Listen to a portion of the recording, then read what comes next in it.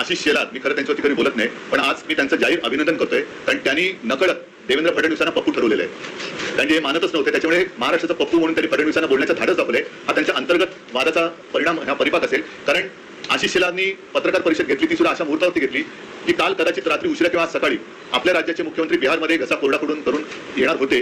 ते घसा कोरडा करून आल्यानंतर आता त्यांनी हे अमृत पाजलं की काय आरोपाचं किंवा माहितीचं, हे काय कळत नाही. पण याचा अर्थ सरळ आहे की आशिष शेलारनी सुद्धा हे सिद्ध केलेलं आहे की मतदार यादीमध्ये गोंधळ आहे. आणि आम्ही जेव्हा निवडणूक आयोगाकडे मागणी करतो तेव्हा आमचं एक वाक्य असं दाखवा की तुम्ही या मतांमध्ये सुधारणा करा, आम्ही पूर्ण मतदार यादीमध्ये सुधारणा मागतो आहोत त्याच्यामध्ये. आणि दुसरी गोष्ट काय की कदाचित त्यांची उठबस तिथे असल्यामुळे त्यांना ती नावं मिळाली असतील.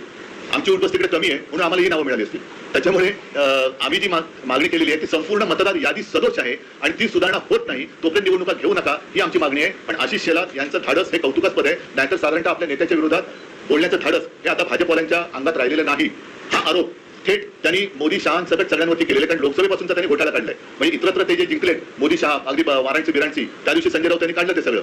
तर म्हणजेच काय की सगळा घोटाळा त्यांनी केलेला आहे. आणि दुसरा महत्वाचा, सरकार तुमचं असताना विरोधक घोटाळे करतात म्हणजे तुम्ही सरकार चालवायला नालाय का? म्हणजे सरकार चालवायला तुम्ही नालाय का? तर हे सगळं एका दगडात आशिष शेलारांनी अनेक पक्षी मारलेले आहेत. त्याच्याबद्दल मी त्यांचं कौतुक करतो. नाही, तो त्यांचा केविल होण्याचा प्रयत्न आहे. जेव्हा आम्ही अख्ख्या यादीमध्ये सुधारणा करा मागतोय, त्याच्यामध्ये हिंदू, मुस्लिम, शीख, ईसाई सगळे आलेले आहेत. आणि आम्ही त्या दिवशी जी काही उदाहरणं दिली त्याच्यामध्ये एक तर उदाहरण आहे की वडील हिंदू, मुलगा मुस्लिम वगैरे आहे ना, हे सगळे आहे. म्हणजे इथलंच आहे, वडिलांचं नाव गोविंद शंकर माने, मुलाचं नाव दिलशाद नौशाद खान, हे आम्ही दिलेलं आहे ना. आता याच्यामध्ये दोन्ही आले, हिंदू पण आले आणि मुसलमान पण आले. पण परत आशिष शेलार यांचं मी कौतुक करतो की काहीतरी नक्की बिनसलेलं आहे आणि त्यांनी देवेंद्र फडणवीसांना पप्पू ठरवून दाखवलेलं आहे, ते सप्रमाण दाखवलेलं आहे. म्हणजे आमच्या आरोपांना जर का किंमत नसेल तर किमान आशिष शेलारनी जी माहिती दिली त्याला तरी जागा